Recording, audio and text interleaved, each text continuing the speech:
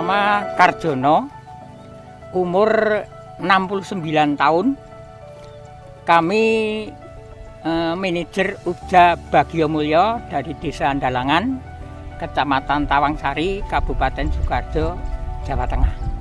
Waktu saya mulai masuk terjun ke pertanian di Ngudi Rahayu itu memang tani masih banyak yang primitif sekali gitu.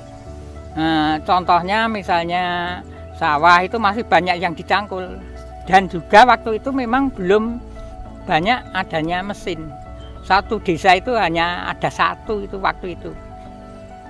Apalagi yang namanya pemuda itu jarang sekali yang mau ikut terjun ke dunia pertanian, itu bahkan hampir tidak ada.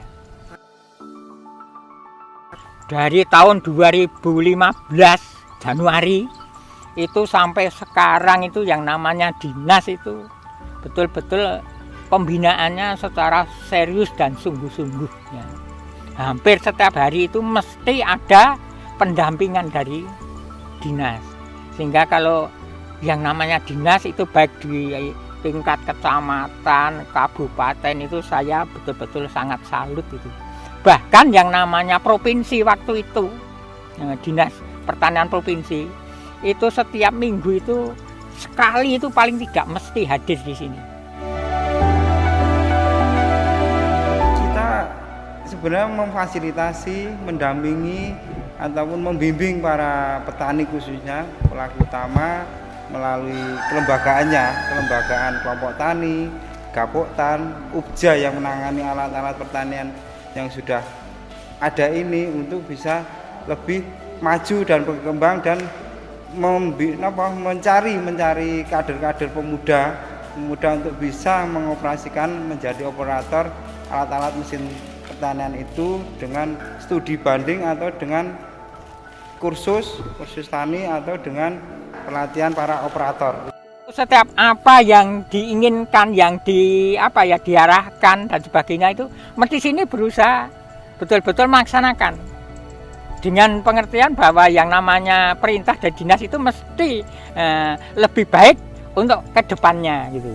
Lah baru nanti di tengah perjalanan manakala ada kesulitan, di samping itu memang selalu mendampingi, ada arahan itu ya kita tidak segan-segan untuk bertanya gitu.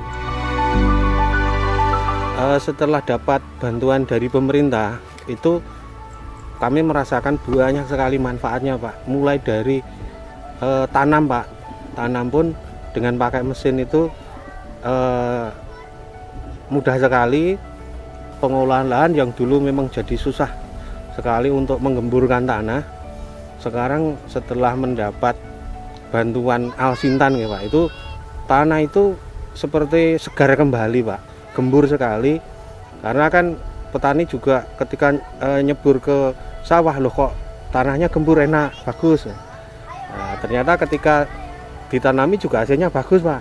Untuk itulah jadi kami sangat senang sekali dengan metode Alsintan yang untuk pengolahan, khususnya yang roda 4 itu, yang sistemnya rotari itu Pak. Jadi tanah itu bisa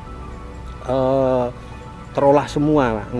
Enggak kayak cangkul itu Pak. Kalau cangkul kan nggak bisa balik semua. Ketika itu mulai mau panen Pak, dulu yang seperti saya sampaikan tadi juga kendalanya kan pas panen budirnya sudah pecah semua, gabahnya sampai kemana-mana. Sekarang dengan alat panen yang dibantukan pemerintah ke sini, kita senang sekali karena apa Pak? Harga jualnya jadi tinggi, gabah itu bersih Pak. Jadi ketika masuk mesin itu keluarnya sudah enak sekarang Pak, langsung masuk karung. Masuk karung tinggal apalagi gabahnya bersih tanpa ada jeraminya. Dari tahun 2015 awal sampai ini tahun ini itu hari demi hari itu menurut saya itu dengan pendampingan ini sangat dirasakan banyak manfaatnya. Sehingga sebagai contoh bukti itu tahun 2018 kemarin itu kami bisa meraih juara 1 nasional Gapoktan berprestasi. Di samping itu Ubjanya pun itu juga juara nasional, juara 3 bersama. Jadi untuk UPJAnya enggak ada 1, 2, 3, ada 3 tempat sebagai juara bersama tingkat nasional.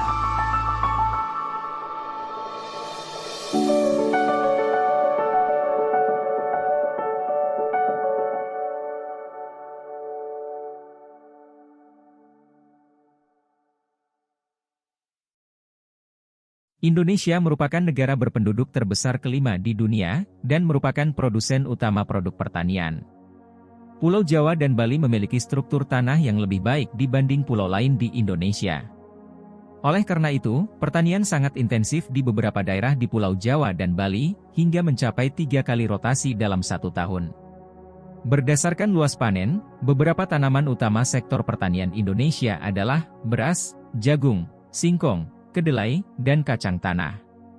Selain itu, Indonesia juga merupakan salah satu produsen dan eksportir tanaman terbesar di dunia, seperti karet, kopra, inti sawit, minyak sawit, kopi, kakao, dan rempah-rempah. BPS juga mencatat, kontribusi sektor pertanian terhadap PDB di tahun 2021 turun 0,42% dibanding tahun sebelumnya yang mencapai 13,70%.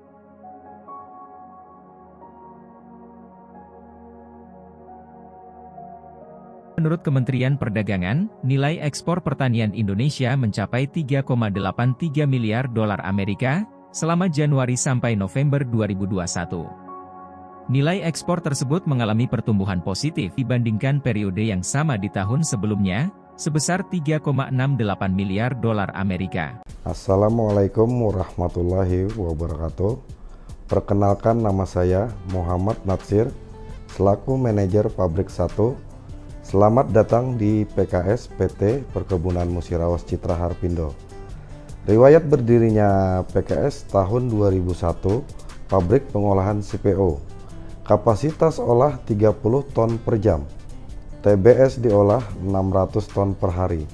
Jumlah karyawan 115 orang terdiri dari kantor 29 orang, pengolahan 51 orang, laboratorium 17 orang, maintenance 18 orang. Demikian yang saya sampaikan. Terima kasih. Assalamualaikum warahmatullahi wabarakatuh.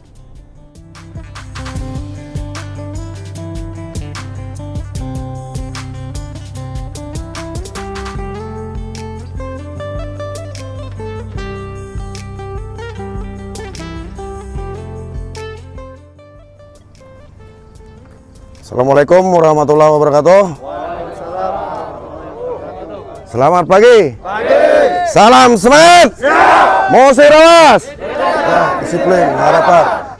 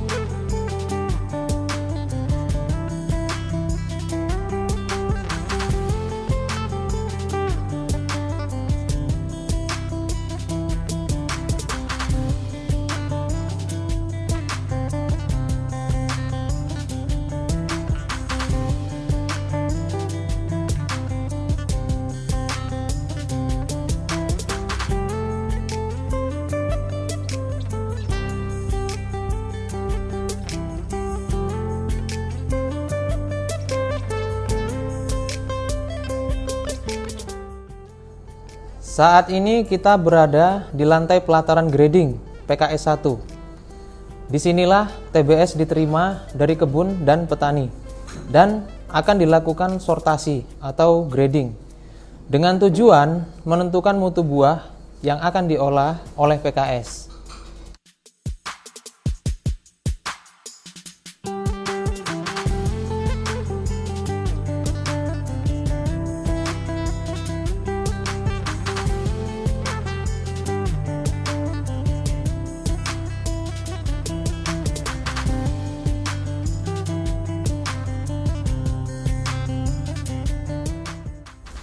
Setelah dari lapangan grading, kita menuju ke loading rim.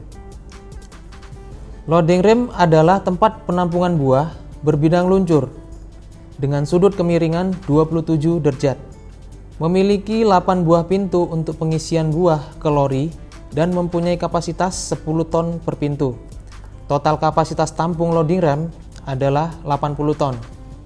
Kemudian TBS akan diisikan ke dalam lori-lori sebelum masuk ke sterilizer untuk diolah lebih lanjut.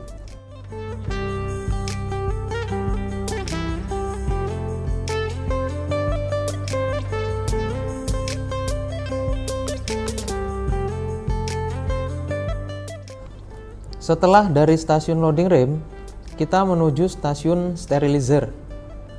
Di PKS 1 sendiri terdapat 2 unit sterilizer dengan tekanan kerja 2,8 sampai 3 kg per cm². Kapasitas per unit berisi 7 lori atau total TBS 33 ton. Sterilizer sendiri bertujuan untuk menonaktifkan enzim-enzim lipas. Yang kedua, memudahkan pelepasan fluid atau brondolan dari janjangan kosong. Yang ketiga, melunakkan fluid atau brondolan sehingga mudah terpisah dari biji. Kemudian mengurangi kadar air pada TBS.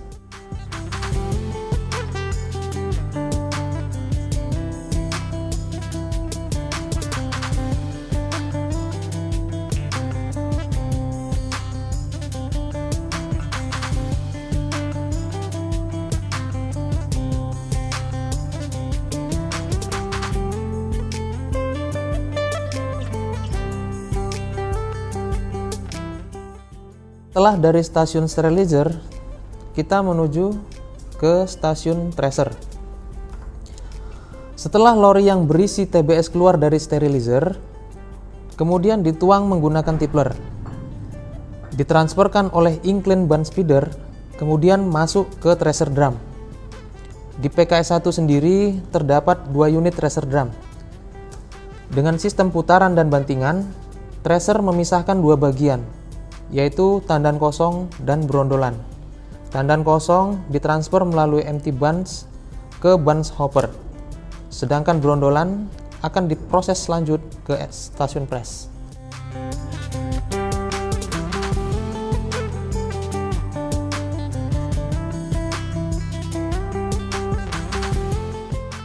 Sekarang kita berada di stasiun press. Di stasiun press mempunyai 2 alat atau mesin yang penting, yaitu tabung digester dan mesin press. Press beroperasional 3 unit dengan kapasitas press masing-masing 10 ton per jam. Tabung digester berfungsi untuk pelumatan brondolan, sehingga daging buah mudah terlepas dari biji atau nut. Terdapat 2 komponen yang dipisahkan di press, yaitu crude oil atau minyak kasar dan press check atau gumpalan fiber dan nut. Crude oil melalui pompa dikirim ke stasiun klarifikasi dan press cake ditransfer oleh CBC ke stasiun kernel. Setelah dari stasiun press, sekarang kita berada di stasiun klarifikasi. Minyak kasar hasil olahan press tadi masuk ke dalam CST. CST bertujuan untuk memisahkan minyak secara berat jenis. Minyak yang massa jenisnya lebih ringan akan muncul ke permukaan, dikutip menggunakan skimmer dan masuk ke oil tank. Kemudian oil atau minyak diolah di mesin purifier. Setelah dari purifier, minyak masuk ke vacuum dryer, kemudian dikirim ke storage tank.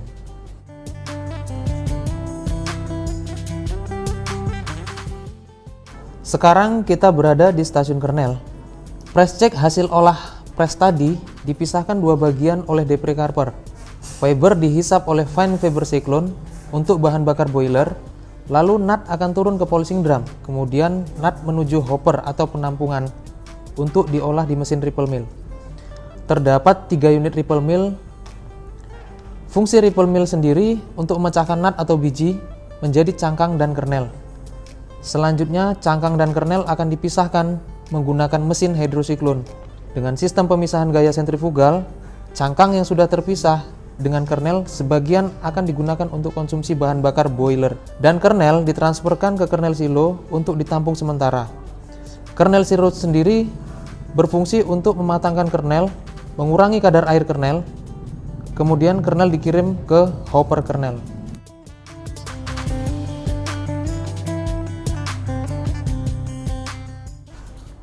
Saat ini kita berada di stasiun boiler. Boiler berfungsi untuk mengubah air menjadi uap bertekanan, di mana uap bertekanan tersebut berfungsi untuk menggerakkan turbin uap di stasiun power hose. Boiler ini sendiri menggunakan bahan bakar utama berupa cangkang dan fiber dari hasil olahan stasiun kernel dan stasiun press. Boiler yang digunakan saat ini terpasang dengan kapasitas 30 ton per jam dengan tekanan kerja 24 kg per cm kuadrat.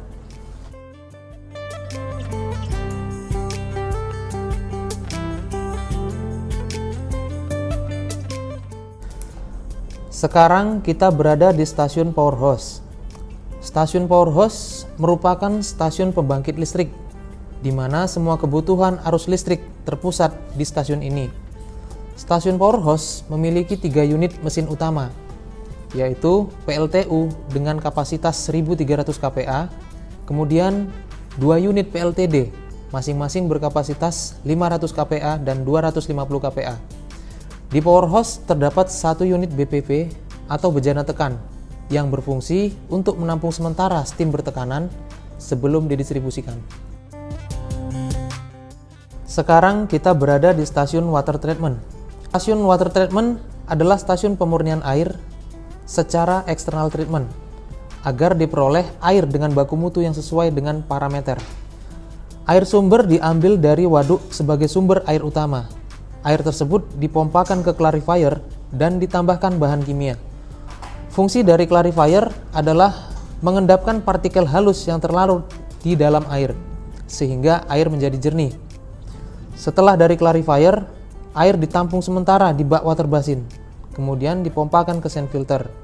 Sand filter di sini berfungsi sebagai penyaring dengan menggunakan pasir sebagai media saringan.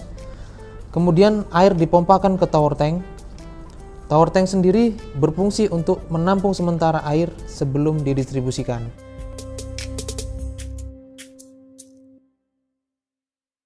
Kita memasuki area instalasi pengolahan air limbah atau IPAL yang terdiri dari 1 unit cooling pond, 2 unit anaerobic pond, cooling pond dengan pH 4,5 sampai 5, BOD 32.500 mg per liter.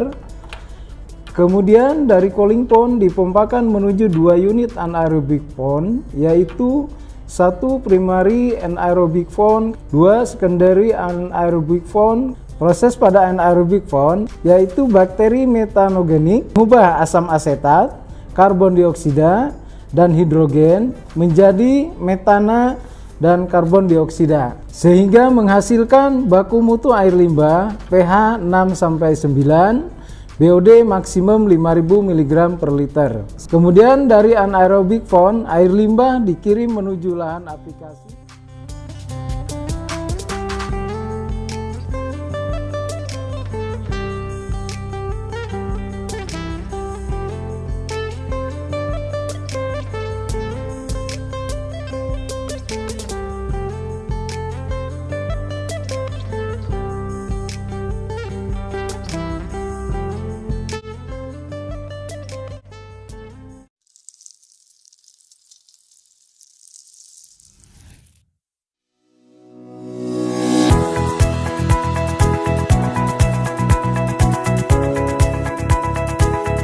Pembangkit listrik tenaga surya atau PLTS ITERA berkapasitas 1 MW peak ini dibangun atas kerjasama antara Institut Teknologi Sumatera dengan PT Wijaya Karya Persero Tbk dan PT Surya Utama Nuansa.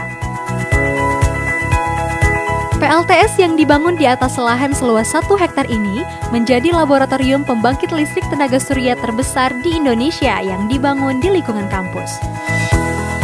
Sebagai kampus berbasis teknologi, ITERA memiliki harapan yang tinggi dalam memajukan, mengembangkan, dan menyebarluaskan ilmu pengetahuan, teknologi, seni, dan kemanusiaan untuk meningkatkan kesejahteraan penduduk Sumatera dan Indonesia. Dengan moto Smart, Friendly, dan Forest Campus, ITERA senantiasa memaksimalkan potensi lingkungan tropis di Indonesia yang kaya akan sinar matahari menjadi sebuah energi yang dapat dimanfaatkan. Salah satunya adalah energi listrik sebagai kebutuhan pokok masyarakat. Dalam memenuhi kebutuhan energi tersebut, ITERA senantiasa mengedepankan kelestarian lingkungan dan konsep continuous improvement atau proses perbaikan yang berkelanjutan. Untuk itulah, ITERA membangun PLTS 1 MW peak tanpa baterai dengan sistem on-grid sehingga dapat melakukan ekspor-import energi listrik dengan PLN. Hal ini bertujuan untuk menekan pembangunan PLTS yang sangat besar pada komponen baterai. Dengan membangun PLTS 1 MW peak, ITERA secara resmi memiliki laboratorium energi terbarukan. Laboratorium Energi Terbarukan ITERA akan menjadi pusat energi terbarukan yang dapat diakses tidak hanya oleh sivitas akademika ITERA, tetapi juga masyarakat Sumatera dan Indonesia. Dengan dibangunnya PLTS dan Laboratorium Energi Terbarukan tersebut, ITERA menjadi kampus pertama di Indonesia yang mencanangkan diri sebagai kampus mandiri energi.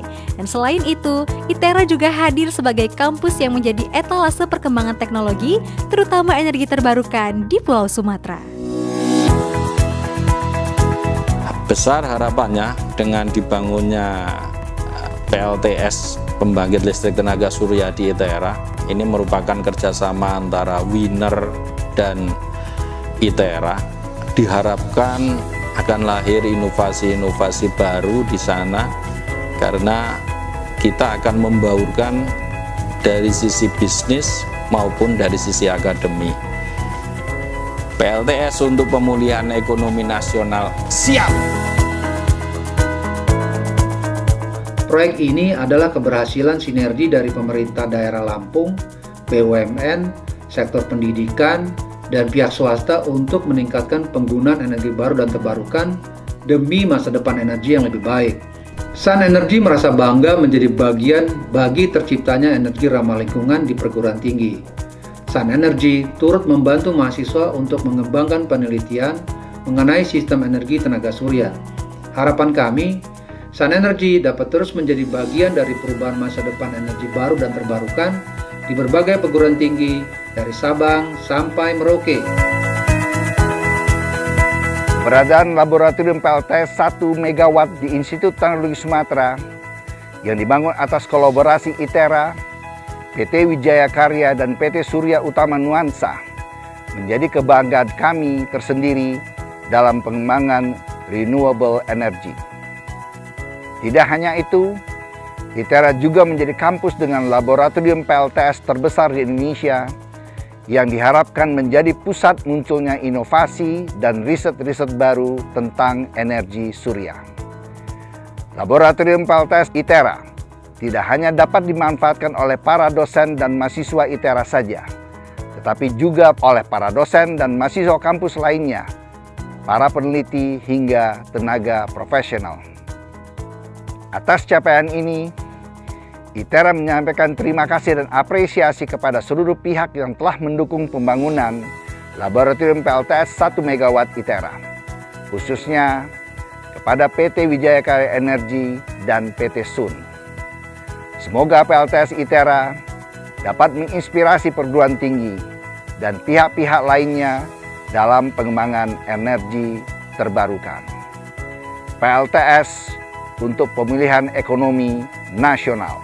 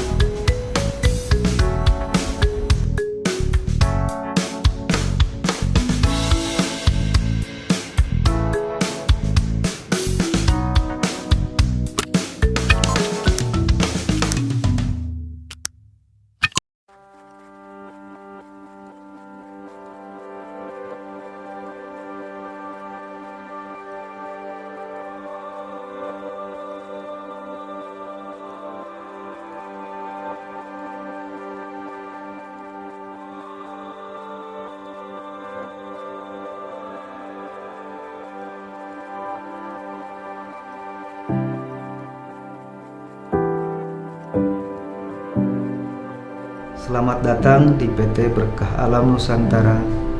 Kami adalah industri farmasi yang bergerak di bidang pengolahan ekstrak bahan alam.